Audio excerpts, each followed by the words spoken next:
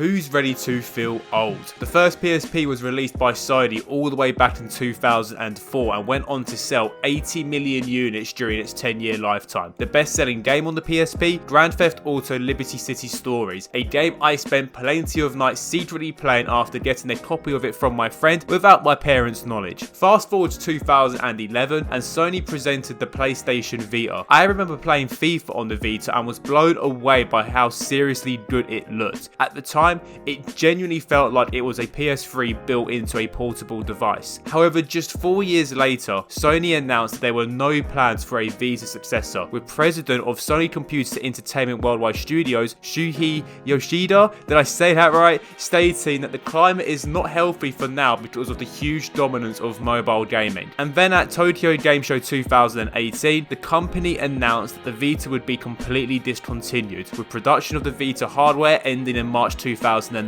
Since then, there have been next to no indication that Sony has any plans to revitalize the PSP, and that makes me sad. Given the success of the Nintendo Switch, I couldn't help but think that Sony should just give me a job in bringing back the PSP in this day and age, and here's why. Just before I begin, a good number of viewers aren't subscribed to the channel. Take this very moment to quickly subscribe, I really do appreciate it. Thanks. Anyways, the biggest reason why Sony has been left so burnt and unwilling to return to the portable handheld market of gaming was that the Vita was considered to be a commercial failure. During its 8-year production lifetime, it's estimated that the PS Vita shipped around 16 million units. That's literally a fifth of the total sales that the PSP managed during its lifetime. And sure, you could argue a big aspect of that was due to the PS Vita being released at a time when mobile gaming was really beginning to take off. The likes of Angry Birds, Temple Run and Candy Crush quickly rose and dominated the early 2010s. With these highly addictive titles being free to play, Sony was facing an uphill battle in getting mobile gamers to switch to their platform. However, Sony didn't exactly do themselves any favours in providing a meaningful alternative. Sure, the tech within the Vita delivered incredible graphics and fun gameplay, which was impressive, but it was like Sony was running a bet in how many times they could shoot themselves in the foot. One of the biggest bullets they shot was going down the route of using proprietary memory cards. Basically, you couldn't use a standard micro SD card unless you were using a HATS Vita and an adapter. Now you have to understand the development of the Vita coincided with the time of the PlayStation Network hack of 2011. During an AMA on Reddit, an ex-Sony employee explained it really did change Sony's culture, with the proprietary memory cards there to deter hacking. Fair enough, I mean, if my company had experienced an insane volume of hacking across a network, it would be unreasonable not to try and safeguard your future products. But these memory cards were expensive to make, and that meant they were expensive to buy. To pick up an 8GB memory card,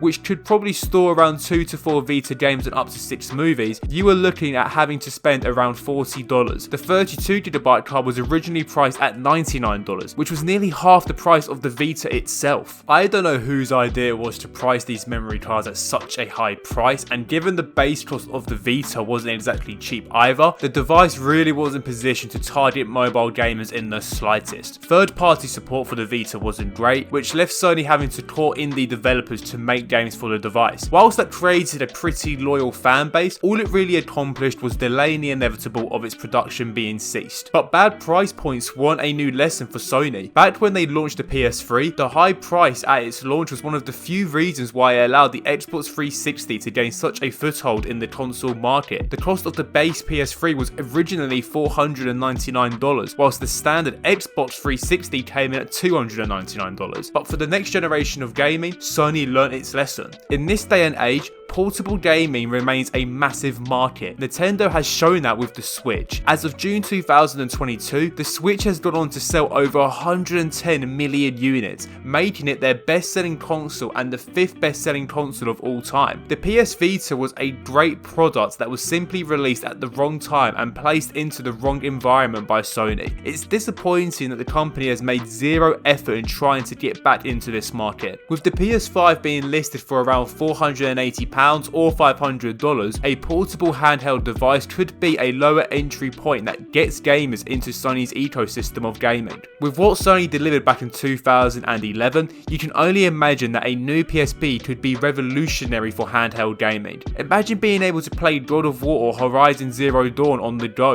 Sony has built up such an impressive library which could easily be repurposed for a portable device, even if a lot of the games aren't necessarily brand new. Do you think a brand new PSP could work for Sony? I'm keen to hear what you all think. Comment down below and catch you in the next video. Peace.